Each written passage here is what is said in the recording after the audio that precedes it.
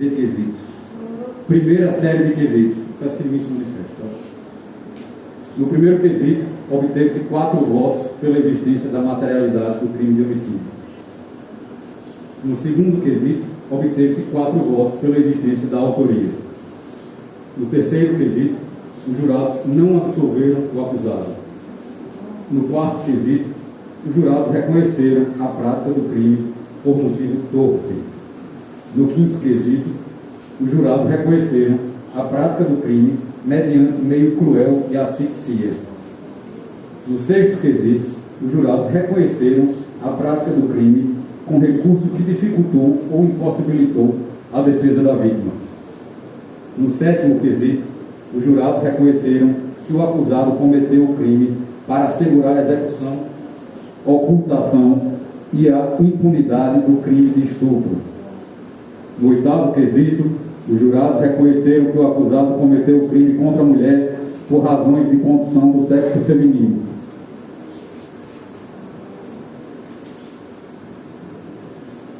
No primeiro quesito da segunda série de quesitos, obteve-se 4 votos pela existência da materialidade do crime de estupro.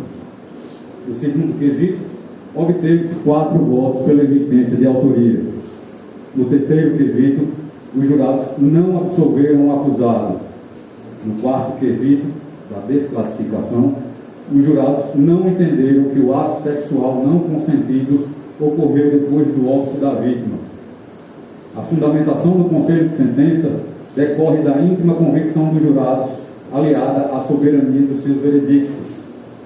Assim, atento à primazia do Tribunal do Júri Popular, declaro a condenação do acusado Daniel Souza Santos, já devidamente qualificado como em curso no artigo 121, parágrafo 2º, incisos 1, 3, 4, 5 e 6 e artigo 213, caput, ambos do Código Penal. Considerando que os jurados reconheceram a existência de 2 crimes distintos, a saber, homicídio e estupro, praticados mediante mais de uma ação do acusado, as penas devem ser aplicadas cumulativamente em concurso material. Atento ao sistema trifásico de Nelson Hungria, passa a dosimetria da pena de cada um dos crimes. A culpabilidade consiste no grau de reprovabilidade social da conduta.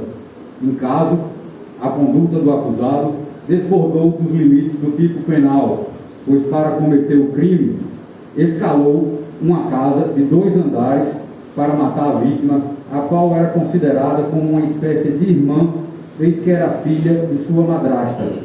Assim, a referida circunstância judicial é desfavorável ao réu.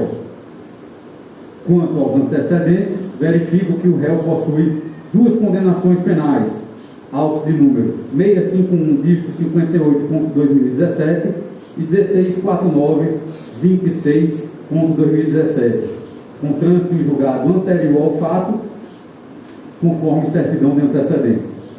Assim, utilizo a condenação nos autos de número 651/2017 para valorar os antecedentes criminais, de sorte que tal circunstância aqui é desfavorável.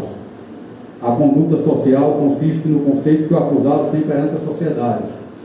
Fora dito em plenário pelas testemunhas ouvidas, em especial a tia da vítima, a senhora Lindomar Andrade da Silva, que o acusado tem má fama, é visto como pessoa ruim. Contudo, assim o fez em cotejo com a menção de cometimento de crimes, de modo que, em homenagem à jurisprudência consolidada do STJ, a presente circunstância aqui não deve ser valorada, de modo que é favorável ao réu. A personalidade do agente consiste nos atributos psicológicos do acusado. Nada fora esboçado nesse sentido, nem pelas testemunhas, nem pelo acusado. Assim não deve ser valorada. Quanto aos motivos do crime, consistem no desiderato do ilícito penal. Os jurados, em exercício de sua convicção íntima, entenderam, por maioria, pela prática do crime pelo motivo torpe. Tal circunstância é legalmente reconhecida como agravante genérica do artigo 62, inciso 2, a linha A do Código Penal, a qual será valorada por ocasião da segunda fase da dosimetria. Deste modo, a referida circunstância judicial aqui não é valorada a fim de evitar bis in idem. As circunstâncias do crime consistem no meandro que permeiam a prática delitiva. Em caso, os jurados, em exercício de sua convicção íntima, entenderam por maioria que o crime foi praticado também por asfixia e meio cruel, de modo que a referida circunstância judicial aqui é desfavorável ao réu. Quanto às consequências, essas foram graves a ponto de merecerem serem valoradas. É que, passados mais de 2 anos da data dos fatos, a mãe da vítima, a senhora Maria Iris Andrade da Silva, prestou depoimento ainda inconsolável e informou que desde o fatídico dia sua vida acabou. De forma semelhante, a tia da vítima, a senhora Lindomar Andrade da Silva, expressou que desde então não comemorou mais nenhum aniversário como antes fazia, o que revela nítidos traços de traumas psicológicos ainda não superados. Assim, tal circunstância é desfavorável ao réu. Por fim, quanto ao comportamento da vítima, entendo que não há informações que conduzam a uma consideração em desfavor do réu.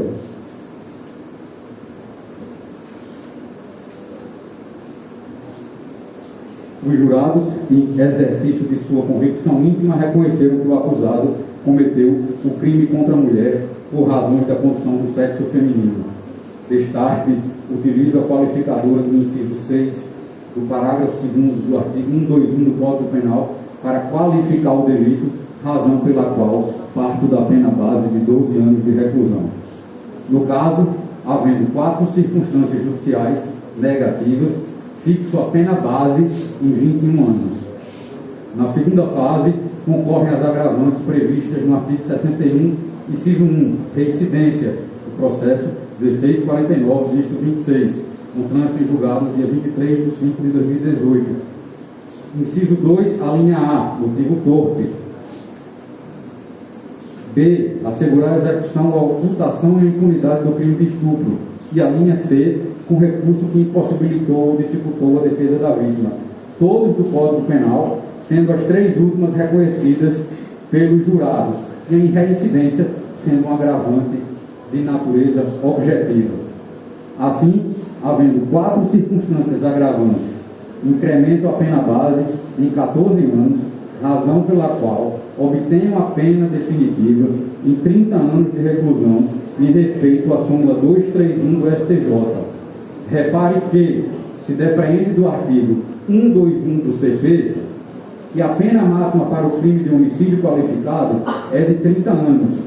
Ainda, segundo a sólida jurisprudência pátria, tal montante apenas pode ser sobejado mediante a incidência de causas de aumento, mas não mediante a incidência de agravantes, como no presente momento da segunda fase da dosimetria da pena. Assim, passo para a terceira fase. Na terceira fase, também não concorrem causas de aumento nem diminuição da pena. Desta feita, obtenho a pena definitiva para o crime de homicídio em 30 anos de reclusão. Passo a fazer a dosimetria do crime de estupro. A culpabilidade consiste no grau de reprovabilidade social da conduta. Em caso, a conduta do acusado desbordou dos limites do tipo penal, pois cometeu o crime contra uma pessoa que era considerada como uma espécie de irmã, vez que era filha da sua madrasta. Assim, a referida circunstância judicial é desfavorável ao réu. Quanto aos antecedentes, verifico que o réu possui 2 condenações penais, que já foram mencionadas, com trânsito em julgado anterior ao fato, conforme certidão de antecedentes. Assim, utilizo a condenação nos autos 651, dígito 58, ponto 2017, para valorar os antecedentes criminais, de sorte que tal circunstância aqui é desfavorável. A conduta social consiste no conceito que o acusado tem perante a sociedade e, como explanado anteriormente, aqui não deve ser valorada. A personalidade do agente consiste nos atributos psicológicos do acusado. Também não fora nada esboçado nesse sentido, razão pela qual não deve ser valorada. Quanto aos motivos do crime, estes consistem no desiderato do ilícito penal. Os jurados, em exercício do seu entendimento, se convenceram pela maioria pela prática do crime pelo motivo torpe, razão pela qual a referida circunstância judicial é desfavorável ao acusado. O juízo não desconhece que o motivo torpe a iuris fora reconhecido como causa do homicídio, contudo, entendo que este se afigura como força motriz para o cometimento dos 2 delitos em epígrafe. Repare que o acusado cometeu sim ato para satisfazer sua lascívia própria, já como elemento típico do crime de estupro, mas também em razão da rejeição afetiva apresentada pela vítima, consoante se depreende do depoimento da testemunha José João Saraiva, o que certamente desborda dos meros elementos do tipo penal. Assim, essa circunstância deve ser valorada. As circunstâncias do crime consistem nos meandros da prática delitiva. Nesse caso, o acusado, no período da madrugada e de pouca movimentação, escalou uma casa de 2 andares para invadir a residência e estuprar a vítima. Assim, essas circunstâncias são desfavoráveis ao acusado. Quanto às consequências do crime, estas não devem ser valoradas para evitar bis in idem, porquanto se consubstanciam no cometimento do homicídio para a ocultação do estupro, o que já fora devidamente valorado nesses atos. Por fim, quanto ao comportamento da vítima, entendo que não há informações que conduzam à consideração em desfavor do réu. No caso, havendo 4 circunstâncias judiciais negativas, fixo a pena base em 8 anos de reclusão. Na segunda fase, concorre agravante da reincidência. Artigo 16, processo 1649, dígito 26.2017. Assim, incrementa a pena base em 1 ano e 4 meses de reclusão. Não há atenuantes. Na terceira fase, não concorre causa de aumento nem diminuição. Desta feita, obtenho a pena definitiva para o crime de estupro em 9 anos e 4 meses de reclusão. Atento ao concurso material entre os crimes de homicídio e de estupro, obtenho a pena definitiva total de 39 anos e 4 meses de reclusão.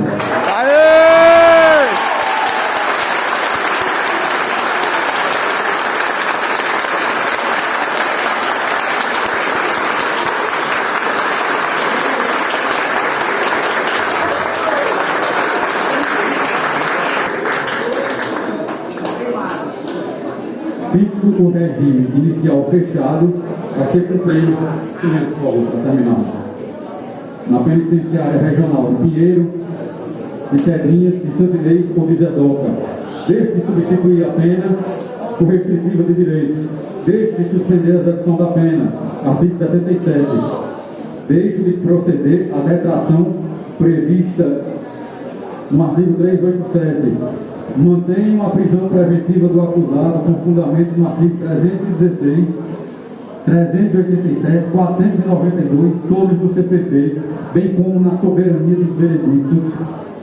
A prisão preventiva do acusado fica mantida para a garantia da ordem pública. Nego-lhe o direito de recorrer em liberdade. A presente sentença serve como mandado de prisão preventiva 11 de novembro de 2021, com Jardim.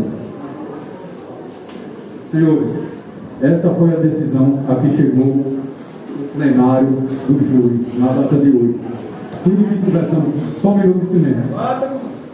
Tudo que conversamos lá dentro eu ratifico. Os senhores tiveram um comportamento exemplar, um exímio comportamento de jurados. Prestaram atenção às provas que foram produzidas, prestaram atenção às manifestações e chegaram à conclusão que consideraram mais justa para o caso. Dessa forma, eu agradeço a sua participação, ressalto o cumprimento dos deveres como cidadãos e digo que o Poder Judiciário de Bom Jardim está sempre de portas abertas para atender os senhores nos que for lícito e justo. Agradeço aos servidores, Sueli, Eric, Sinani, Gabriel, todos que, Janaína, todos que fazem parte da nossa equipe e contribuem para que esse trabalho seja sempre bem realizado. Dr. Fábio e Dr. Henrique, meus parabéns pelo júri de hoje. Não foi um júri fácil, mas os senhores são exímios profissionais. Sempre digo que a comarca de Bom Jardim, a cidade de Bom Jardim está muito bem servida. Num processo como o de hoje, não há uma parte perdedora nem uma parte vencedora. Dr. Henrique fez um belo trabalho, assim como o Dr. Fábio, e os jurados chegaram à decisão. Agradeço a todos que estão aqui presentes, a todos que se encontram na plateia, à segurança pública, aos agentes penitenciários e desejo uma boa noite a todos.